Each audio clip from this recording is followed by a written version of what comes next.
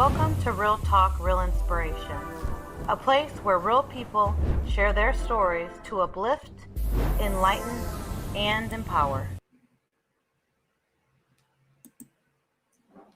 Hi, everyone. Welcome to Real Talk, Real Inspiration. My name is Leah Baez. I'm the host of this show. I'm really excited for today's guest, Dan Eley. Life can change in an instant, and Dan Eley's story is a perfect example of that. On January 1st, 2010, Dan Eley's life was transformed forever. In a matter of seconds, he went from being a full, able-bodied young man in the prime of his life to being permanently paralyzed from the shoulders down. While that one moment changed his life forever, Dan is redefining happiness and inspiring people all over the world. He's a charity founder, motivational speaker, and he's even been an Olympic torch bearer, carrying the Olympic torch in 2012. Before you get to meet Dan, who is joining us all the way from his hometown of Godalming, a small town in England, about 35 miles southwest of London, let's watch this video.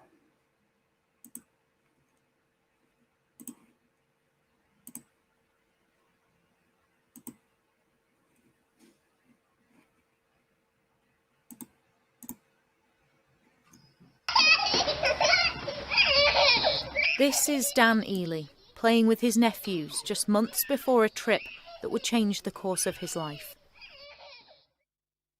A love of travelling and volunteering took him to Colombia. On New Year's Eve in 2009, he and his friends went to a swimming spot in the Amazon jungle. I went running into the water and I took what I thought was a shallow dive. And that actually is the last memory I have as an able-bodied person. After that, the girl who I didn't know was looking down on me and she told me the ambulance is on its way. And my initial reaction was, well, what for? I feel absolutely fine. And I went to get up and at that point I realised I couldn't move anything at all. Dan had broken his neck. In the weeks after, he went into cardiac arrest 5 times. In Surrey, friends and family were desperately raising money to bring him home. He spent 2 months in a Colombian hospital bed. It was very difficult for, I would say, at least the first year and a half. I found it a real struggle to wake up every day and to deal with the fact that I'm so dependent on other people. But with time and support, Dan realised he could still make something of his life. Coming to terms with the fact that he couldn't move physically anymore, and he couldn't do his football, his mountain trekking, his salsa dancing, all the things that made him what he was. And it came as a tremendous shock to try and find another identity. But he'd always wanted to start his own effective street child charity. And so the Dan Eley Foundation was born, at first helping to improve the skills and employability of Colombian children in poverty, later supporting those closer to home too. Now, a group of teenagers taking part in the National Citizen Service will spend a few weeks raising money and awareness to help the foundation grow. I think it's really inspiring for myself, and to hear Dan's story is inspiring as well. At the end of this, I really hope to achieve that I can help at least one person get the help that they need. It's a great way for young people to get out and make a difference in their community. With significant cuts to youth services and social care, the foundation is determined to do its bit. I'm very motivated with what we do overseas. I'd like that to grow, and I can see that growing, and also I can see what we do here in Surrey growing as well. And I just keep looking forward, and I think that's really been the key for me.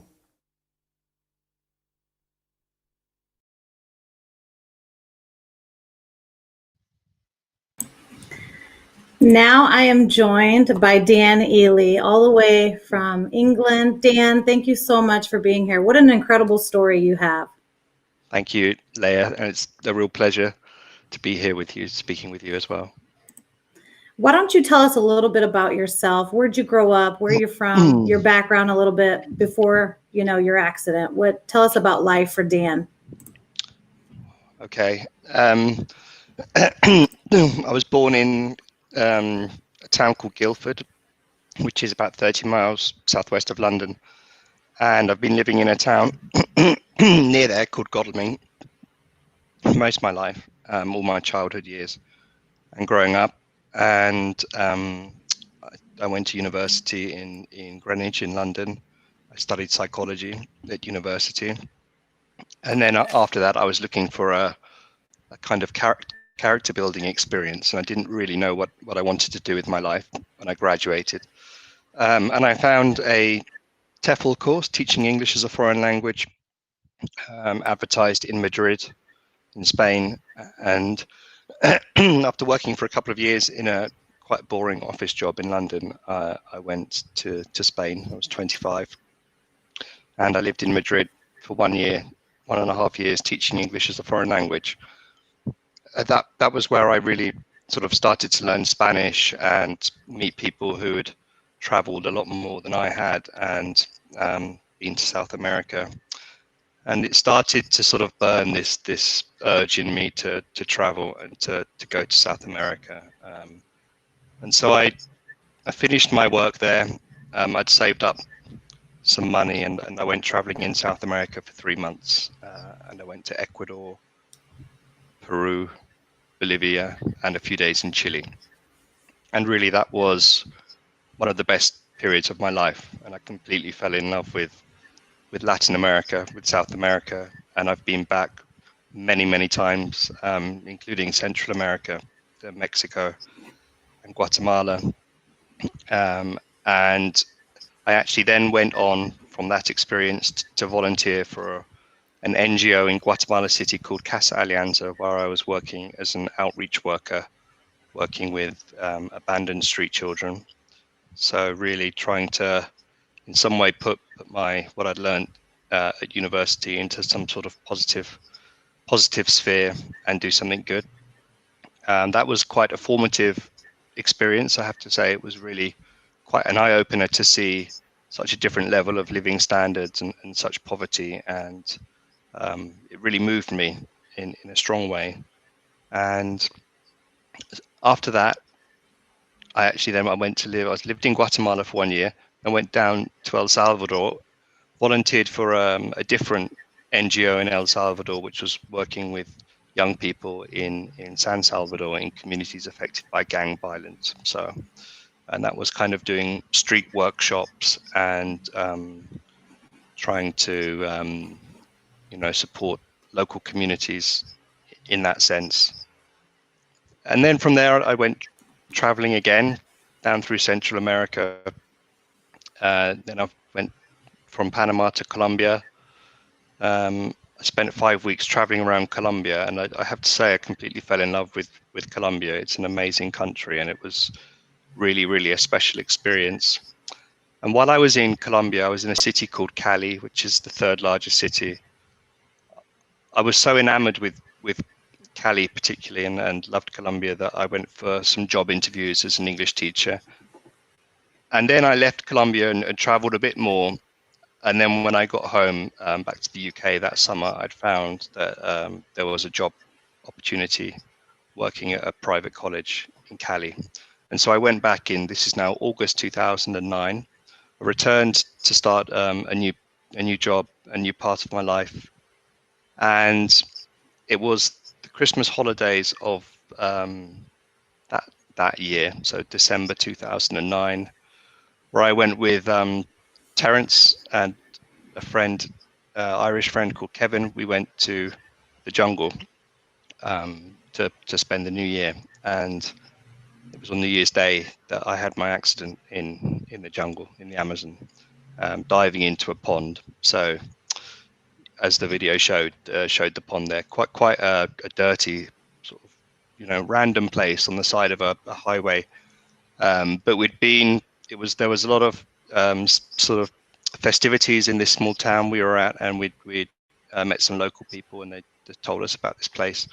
So we jumped in a taxi, went there. And then what I remember from my accident, if I can just sort of fast forward to that point, is that my friend Kevin had gone into the water before me, and he was kind of larking around. And initially I didn't really want to go in. And then I thought, what the hell, I'm going to join. So I went running in, and I took what I thought was a flat dive into a deeper area than I thought. Well, I thought it was deeper than it was. And then the next memory actually after that is waking up, and someone, I still really don't know who to this day, had actually obviously recovered me, seen me floating in the water head down, and lifted me out of the water and put me down on my back.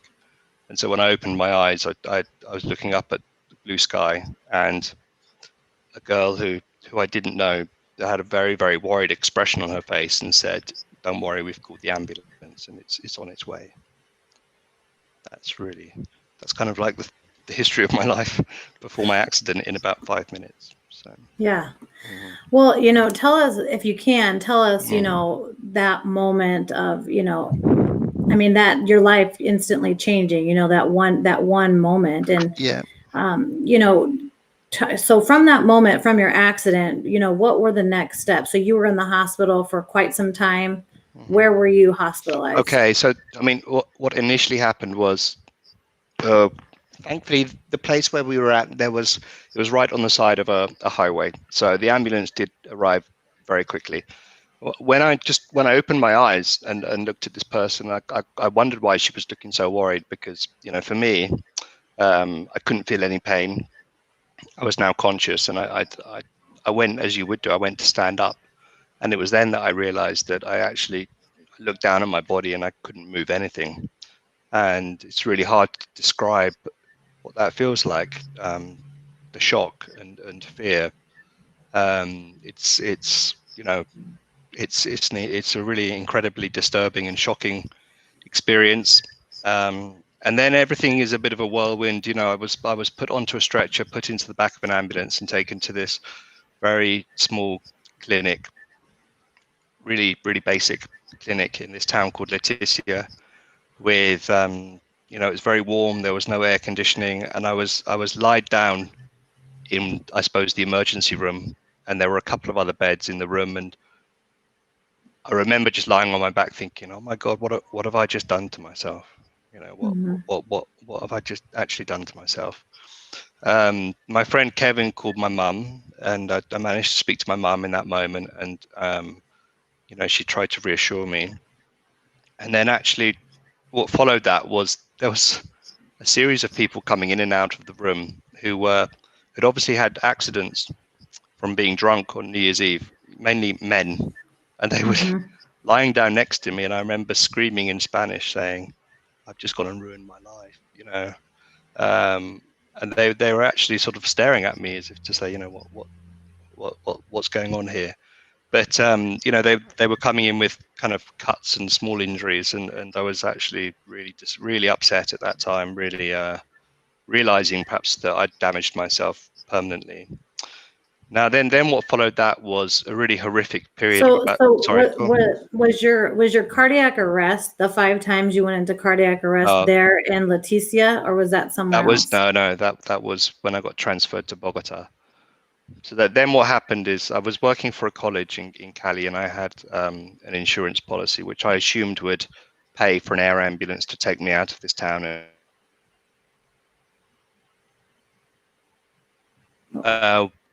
One whole day kind of lying on my back waiting for the bureaucratic wheels to roll so that I would be recovered. And then on the second day, Dan, we lost your camera. Can you try to reconnect your camera? Okay. Camera's still on. Stand by. Yeah. Let me just go to the camera icon up here. Yeah.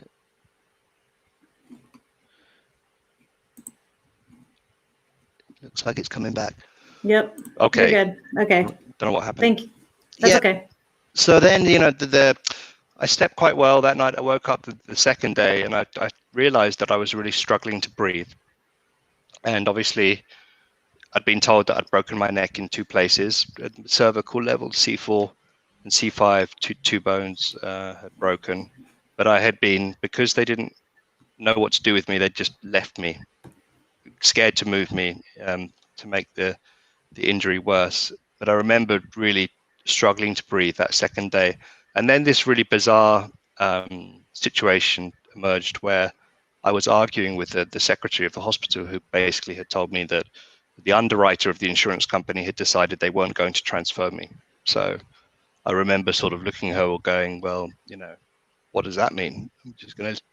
You're going to leave me here to die. And she said, I'm afraid I don't have an answer right now. So then, actually, my mum by that time and the college that I worked for had phoned the British Embassy and phoned the insurance company, and they were trying to put pressure on them to pay for an air ambulance. I had an oxygen mask put on my mouth and tubes in my nose, but I remember not being able to breathe because although the oxygen was there, I couldn't inhale because of the paralysis in my chest. So really scary time. I was there for 3 days, 2.5 days, and on the second night, I'd been moved to a different room, and they'd hooked me up to a life support machine with a monitor. And I remember I'd been left with quite an elderly nurse who was obviously on just sort of there to look after me for that night. And I remember seeing her praying at the end of my bed. And at that point, I realized, she probably thinks I'm dying. And I still couldn't breathe at that point. And then, to be honest, I don't really remember much after that. I think I went unconscious for a while and then woke up in a hospital in Bogota. So obviously, at some point, the insurance company agreed to charter a flight to come and collect me. And then I was taken to a hospital in Bogota. Then when I woke up, a tube had been put into my throat to enable me to breathe. And I think they'd all operated on my neck. And it was then that I really found out, the damage was quite severe. And I spent about a week lying on my back. I think the photo in the video showed me lying with a tube in my mouth. And within a few days, my mum and my sister had flown over from the UK to be with me. Really, really horrific time. And I remember feeling very lonely, very lost, and really scared. And during that week, I had 4 cardiac arrests from which I was resuscitated. I don't remember that too well, to be honest. But and then I remember the doctor approaching me, the head of the ICU, intensive care unit, and my mum and my sister, I think, approaching me and saying, this is the prognosis. You're not going to walk, you're not going to use your hands again, and according to the doctor, hey, you'll probably never have any quality of life. And the recommendation that I was given was to accept a DNR, do not resuscitate, in the event that if I had another heart attack, that they wouldn't resuscitate me. And so I accepted that.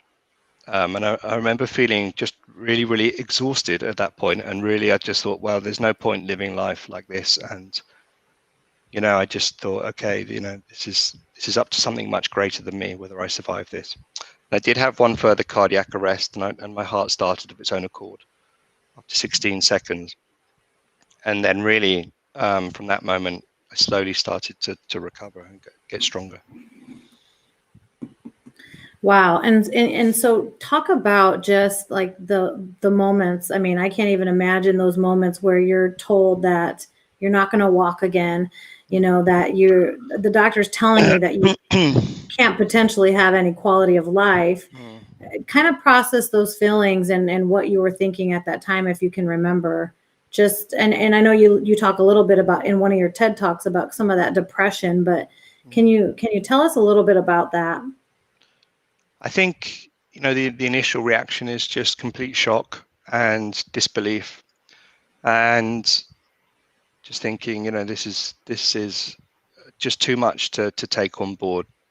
Just 1 week earlier I'd been preparing for the trip of a lifetime, and how has this happened? And I felt so exhausted that I'll be honest with you, that the thought of not making it didn't seem that bad. And I kind of at that point made peace with with dying, I think. But initially it was horrific, and it was I wouldn't say it was depressing at that time. It was just frightening, just pure fear. So what when did you actually get to go home to the UK, and what did that look like when you actually got to leave? Okay. Well, I spent I had all sorts of complications. Apart from the broken neck, I had water in my lungs. pneumonia, and I think MRSA and other sort of bacterial infections. And so I had to spend 7 weeks in intensive care in Bogota.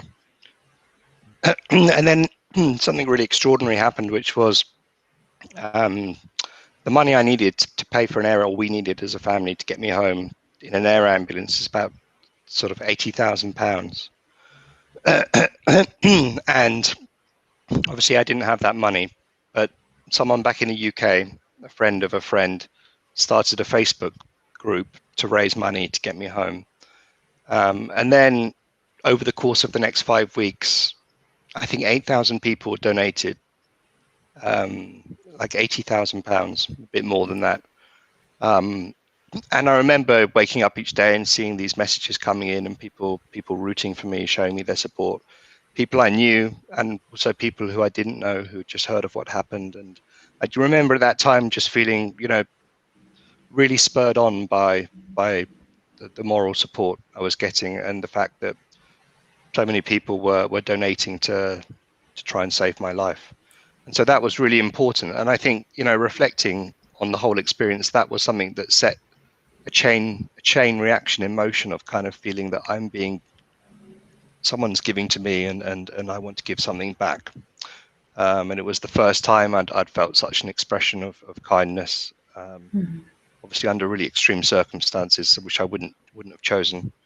And then after 7 weeks, we chartered a private jet, an air ambulance, to fly me back from Bogota to London, which stopped over in I think Nova Scotia. It was just the most horrendous flight journey. I remember being, unconscious for most of it, and then waking up and just asking the paramedic for more drugs so that I could go back to sleep. And I think even at that point, my mum had agreed to take some medication because she couldn't sleep, and it was really, really, really awful journey, but it did its job, and it got me back to the UK. And then as soon as I landed at an airport near London, an ambulance took me straight to a spinal cord injury hospital in North London. So from the point of your accident, January 1st, to the actual point where you're home, what kind of time frame are you talking about? Like, how long had that been? I think that was 8 weeks in total. So 7 weeks in intensive care, and I think 3 days in this jungle clinic in Leticia, and then this air ambulance journey back to the UK. And then the misery didn't end there. There was more things that I discovered, more damage that I'd done to my body, which I wasn't completely aware of. But then started another phase in my rehabilitation, my recovery. What is the pivotal moment, do you think, for you that changed your course of, the feeling you had of depression or sadness? Like, when did it click that, this could act, your experience, your journey could actually motivate others, inspire others, and, you could do a lot of great things still? When did that happen for you? Okay, that took about, I spent 1 year in hospital in total. I remember leaving in November 2010, moving from hospital and being taken to a nursing home in my hometown, Godalming, where I was to spend the next 5 years living, which when I arrived there, I assumed that I would be out within about 6 months. But actually, it's in some way, this nursing home was a kind of ideal cushion between the real world and the world that I'd known before. Because when you leave hospital, I've been in hospital for 11 months, and then you don't really realize how bad your condition is because you're surrounded by so many others who are the same, and you're kind of enclosed in this world. And then when you leave hospital and you try and go out, and that was really, really painful stage also, going out into public, meeting up with my friends again, going to the pub, and trying to feel like I felt okay, and trying to sort of feel happy for them, and feeling envious, and all these emotions that go on. And I spent the next few months were really, really probably the most difficult months of my life after leaving hospital. And I always had in the back of my mind that there is this thing that I would like to do with my life, which is drawing on my experience of working with charities before, that I would like to start something and try and do something good with my life, and also seeing that as part of my recovery, seeing rebuilding my life, and the charity has been a big part of my recovery. It's also important to me that it has a meaningful impact. But so I started in 2011. I wrote to lots of people who worked in charities, and I said, I want to start a charity. How do I do this? And they said, okay, if you want to work with a charity if you want to have an impact overseas in a different country, you need to find a local partner charity. And so I started sort of just asking my friends in Cali, and at that point, not really believing that anything would come of it, but it gave me a good distraction, and so I put my mind to something, which was creating a charity, and that helped me psychologically as well. So really, that idea was already sort of fostering in my mind, even when I was in hospital. That I was at that point. I was thinking, I just want to do something good with my life, and then I'm ready to die, because I don't really want to live like this. And that's what I was thinking. And I remember, my mum, actually, when I was at the most depressed moment in hospital, just feeling so alone and so miserable. Having a Skype call with my mum at about 10 in the evening, she said, well, if I could come now and give you a pill to kill yourself, would you take it? And I paused for about 10 seconds and I said, no. And she said, why not? And I said, because of hope. And the idea that I can rebuild and do something with my life. So, it really hit rock bottom, I think, both in hospital and then again in 2011, when I found myself living in a nursing home. Really dawned on me, how kind of miserable this existence is. But I've always been surrounded by very good people and a close family, and I think they dragged me off the floor in those moments. Wow. You're going to make me cry. That is very moving. I can't even imagine, but I mean, just hearing you talk about, in those moments of despair, and not feeling like you have purpose, I mean, Yeah. Wow. Yeah, it was really tough couple of years. And to be honest, it's only now talking to you, I don't often think about it at all, because, why would you think about Right. all that stuff? But then in August 2011, I'd been 6 months now out of hospital, and I was already kind of in the planning stage of the charity. I had built up a team of 8 trustees who were going to help me, and they're still with me today, 10 years later, the same people, and a couple of extra ones. So really, I think one of the most important things I learned was to ask for help, and realizing that actually people generally want to help when they see someone going through a tough time, trying to get on with their life and do something good. And this is where really things started to snowball and blossom into something. And then it really took on a life of its own.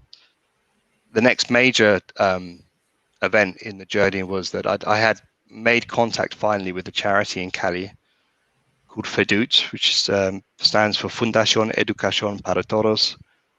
And I'd made contact with the director, a man called Jorge, and I called him on Skype and I said, look, I have this dream, I have this idea, and I want to raise money in the UK to support socio-educational program in Cali, and you've been recommended to me. And we spoke for about 2 hours, having never met each other. And then Jorge and his wife decided on the basis of this to fly over to the UK, meet me and the trustees, and then it just seemed to really flow and connect. And actually then, Jorge, who actually was a business consultant in Cali before he became charity director, taught me while I was in bed at the care home, taught me how to start my own business charity. I remember him showing me a PowerPoint presentation with all these things, and really that that was a crucial moment. So that was I think we're now in sort of October 2011, nearly 2 years after the accident. And then quickly after that, when Jorge and his wife returned to Cali, I realized that now I would have to actually go out there and visit this charity, and also visit the people who were involved in saving my life, go back to the hospital. And that was important for me as well to do that. Obviously, my family thought I was absolutely mad.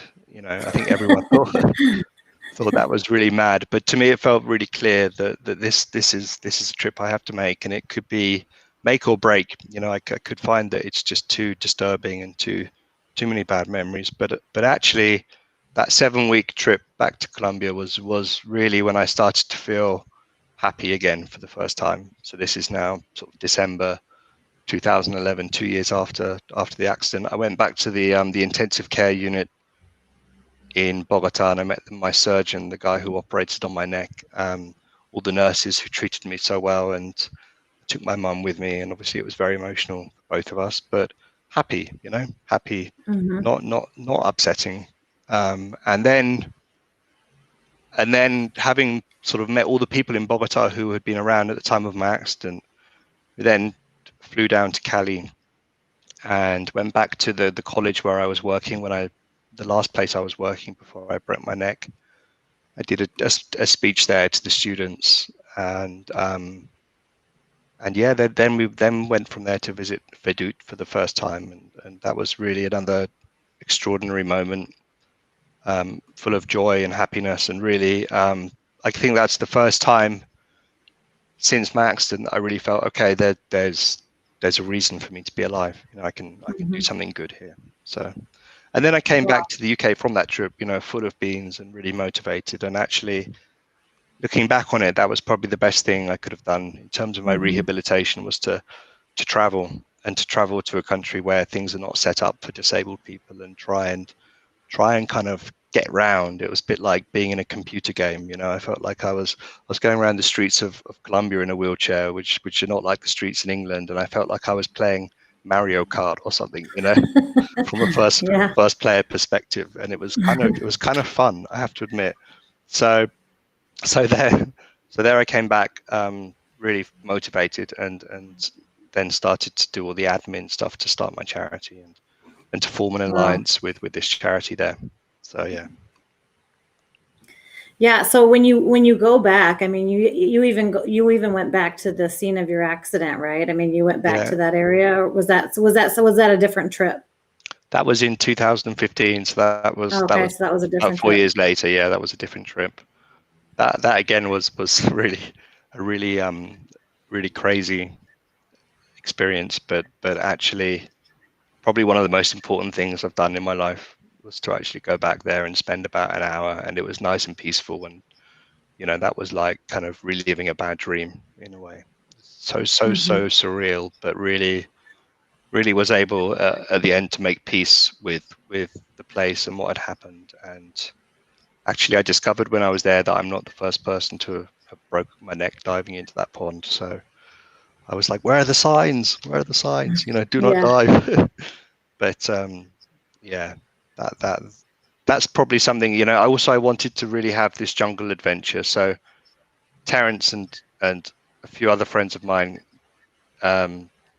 basically carried me around the Amazon, and we were getting in and out of this small canoe, and it was a great adventure.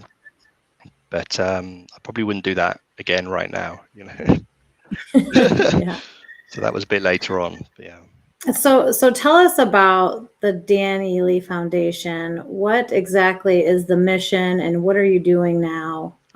Okay, so what I wanted when I started the charity was to act as a resource for partner charities that really enable young people living in poverty to get vocational training, job training, and also life skills training, intensive courses, and to then try and not just leave them at the end of the course, but help hook them up with employment, help them find work. And so it turns out that when I met Jorge and we were talking about this, that he had done previously a course which was funded by Plan Colombia, I think, a World Bank, where they had trained young people to be accountants, assistant accountants. And so he had a format already in place for this course, which is a great program. It's a mixture of life skills, things like learning how to write your CV, learning how to do a job interview, confidence building, doing presentations, and also like teaching the technical accountancy theory. And then after spending 4 months in a classroom environment, students then go and do a 3-month work experience, an internship in a local company, and most of the graduates, if they do well, end up staying on working in the companies where they did their work experience. So, and we've been doing that now since 2011. We started our first course, and over the last couple of years, we've expanded to include marketing courses, because that's another in-demand job in the region, and we've trained 600 students. Wow. In Cali, and and until the disaster of COVID-19 hit, around half of them were still working in gainful employment. So it's been, and we've done 18 courses of accountancy and 3 courses in marketing, with 30 students in each group. And would they get that training otherwise, do you feel like, or is this? No. I mean, there is a government scheme in Colombia called SENA, which is good in terms of the training, the subject matter, but it doesn't necessarily teach the youngsters the kind of norms and etiquette they need to succeed in the workplace. So the feedback we were getting from companies that we were working with was that the graduates that arrived from that course were kind of arrived with the right knowledge, but not the right norms and conduct. And so there was something missing. And Jorge, having been connected to the business community in Cali for so many years, having this close dialogue with the business community, we were able to tailor the courses around their feedback. And I think that was one of the keys, has been one of the keys to the success of the program. That's great. I want to just, if I can, show a picture of you for a second. Can you tell us a little bit about how you got the opportunity to be the Olympic torchbearer in 2012?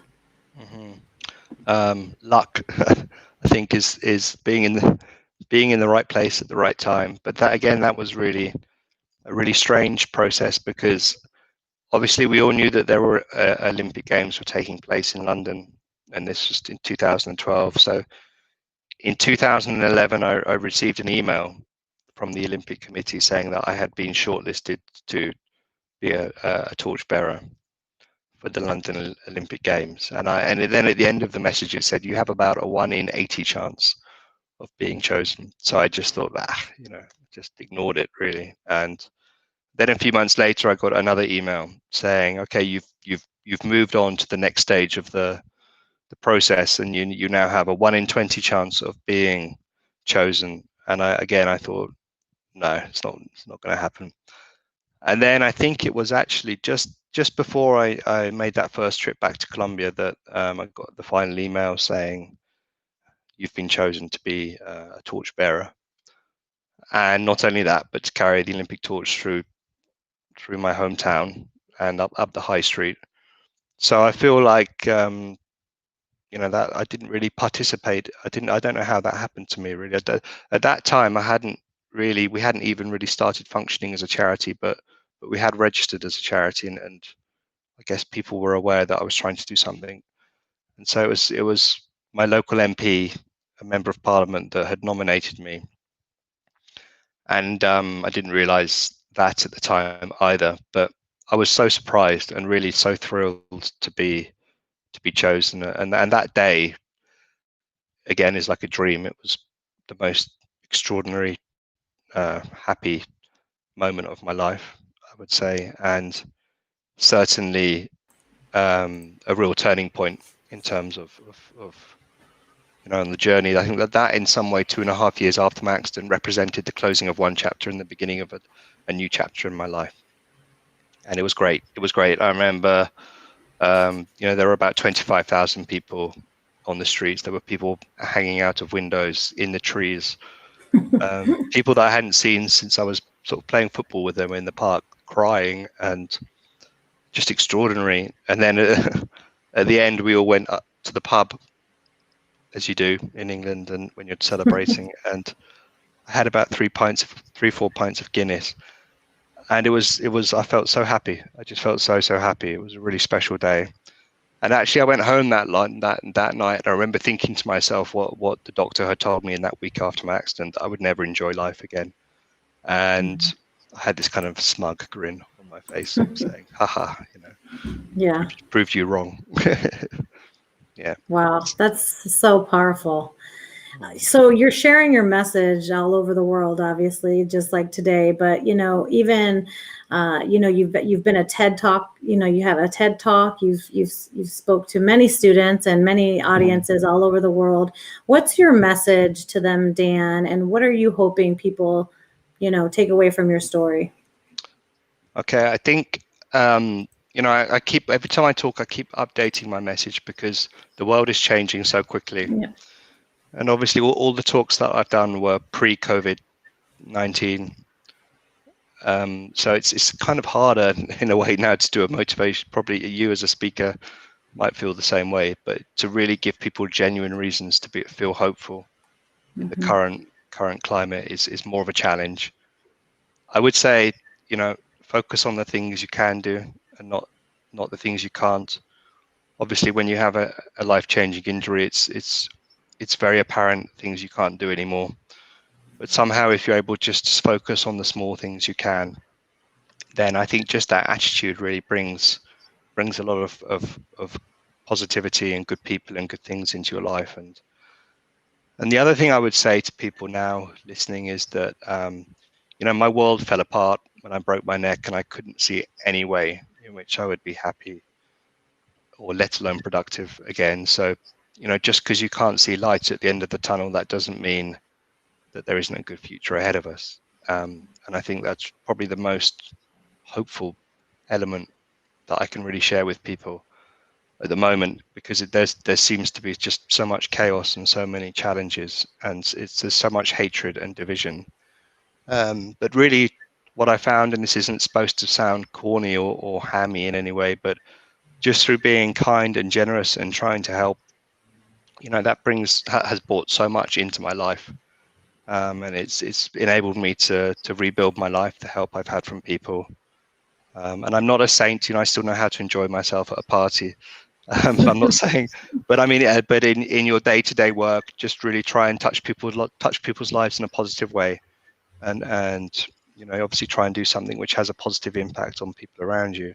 And I think, don't do that to feel like you're going to heaven, but just the happiness and the fulfillment that brings you. You wake up in the morning and you feel like, okay, my existence on this planet is actually positive, not just for me, and that money can't buy that feeling, that sense of fulfillment, contentment. So that's a really powerful message. And I also think I won't talk about politics or religion as I told to you before, but I think I think politics is vastly overrated. And I'll just explain why, because I think we have much more control over our happiness than any elected official will actually give us. But we all kind of, especially near election time, buy into this delusion that one person is going to have a life-changing impact on my happiness. Actually, I think kindness, when you're near absolute power, probably kindness is seen as a weakness. But on the individual level and the family level, and especially at the community level, kindness is really powerful. And that's really the only way in which we're going to be able to rebuild after this, is not to allow ourselves to be divided and ruled. And politics, for however good it may seem, it's seems like it's two teams trying to win a contest. So when you're trying to win at all costs, then you're going to see dirty tactics. You're going to see mudslinging, and our responsibility is to be self-aware enough not to get drawn into that, and not allow ourselves to become drawn into hatred and division. And I think that's really, really pertinent right now. Yeah, that is very important. Last question, but where are you drawing your strength from? And I know you get a lot of your inspiration from just the work that you do with your charity, but what else would you tell someone if you know someone who's going through a hard time, where would you encourage them to look for strength? Okay, I'm happy to share a small secret with you, which is I wake up each morning, I have a shower, I go back to bed, and I meditate for an hour and a half. And when I say meditate, I'm not talking about chanting or it's the silent observation of the contents of your mind, and really that ability to whenever your mind wanders, bring it back to the breathing, bring it back to the present moment. And I spend about an hour and a half each day doing that. And I'm not saying it doesn't contravene any religious belief. It's not about believing in or not believing in anything, but that enables me to really live in the present moment, but without any expectations or attachments to specific outcomes. But at the same time, feel extremely driven and confident that if you really take care of your mind and what you're doing in the present moment and try and give loving awareness to the things you're doing in the present moment, then the future, I think, seems to take care of itself. And we all have a personal responsibility to kind of wake up to realize why it's important to try and be a good person. Because when you get towards the end of your life and you're looking back, and I think of this a lot, what do you want to feel about your existence on this? Life is a unique opportunity. And I think we all want to look back. Most people want to look back and feel happy about their work and what they've done. So I think do it for yourself, not for any higher religious purpose, but do it for your own well-being. And this meditation practice is really just about training the mind not to let the mind wander into bad places, and trying to keep yourself in the present moment as much as possible. And I think chaos can be raining down around you, and you can still keep this sort of inner peace. And that's where I get my strength from, if I'm honest with you. And I started doing that when I was in hospital. I remember when I was lying in I'd come back to the UK, all these people had donated to bring me back to the UK, and the BBC camera crew came to interview me. And I was supposed to be saying how delighted I was to be back in the UK, but I felt absolutely, just so depressed and so bad. And I remember even in those early days that however much fear you have in your mind and these fearful thoughts that come along, try to see them as dark clouds, and they pass, they come, they go, and try and see the sun always, and realize that however much fear you're feeling, that actually that can't hurt you, that those are just projections of your mind that will pass, and the sun still rises the next day, and you can always get up. And if you don't feel in a good mood one day, then the chances are you're going to wake up the next day and feel in a good mood. So, and just to keep going, and never give up in your ability to bring about positive change in your life and to have a positive impact on other people. Wow. Yes, exactly. And, for those of you who are watching, my cousin is Terrence O'Donnell, and he's actually the Terrence that Dan is referring to in this story. And that's how I got connected to Dan. So from me being in Omaha, Nebraska, how did I find this guy with this amazing story in the UK? Well, we can thank Terry for that. He connected us, and what an incredible story. Just so empowering. And, I got chills when you were sort of talking about some of those moments of despair, because I think if anything, we can all relate to being, everyone kind of going through some sort of darkness in, our lives, and something that's, holding us back, and really just, we don't see the light at the end of the tunnel. We don't see the day where the sun's going to come out again. And we don't see that because we're feeling so, so sad or depressed or defeated, and so this story is remarkable, and your journey will continue to inspire so many, Dan, and I appreciate you being willing to share with us today. Thank your you. your secrets, and I've got some more. yeah, But that's just a couple. some more. Yeah, Yeah. we'll have to bring you back for some more Yeah. revealing of your secrets. But Okay. The link to Dan's foundation is daneleyfoundation.org. It's floating across your screen. Check it out for more information. You can also follow Dan, his story at the Dan Eley Foundation on Facebook or on Twitter. We'll also put those links in the chat. But Dan, again, thank you so much for taking your time to chat with us. Do you have any last words before we sign off? No, just to say that please, let's try and love each other. Let's try and love each other. You know, whoever wins the election or whatever happens, let's turn around and look at each other and smile at each other and try and love each other again after this COVID thing, because that I think is the only way we can hope to rebuild afterwards. That's great. All right. Well, we're going to sign off. Thank you so much, Dan, again. And thank you for tuning in to Real Talk, Real Inspiration. My if pleasure. you know someone with an inspiring story, I will put the link up here for those of you who are watching. You can email me with story ideas. But thank you so much, Dan, again, for being here. I'm gonna go ahead and sign us off. So okay. Thank you. Thanks. Bye-bye. Take care. Bye. Hang out here for just a quick second and I will get you some information on how to submit. You know, someone with a great story or an inspiring story. We want to hear from them. Thanks so much for watching.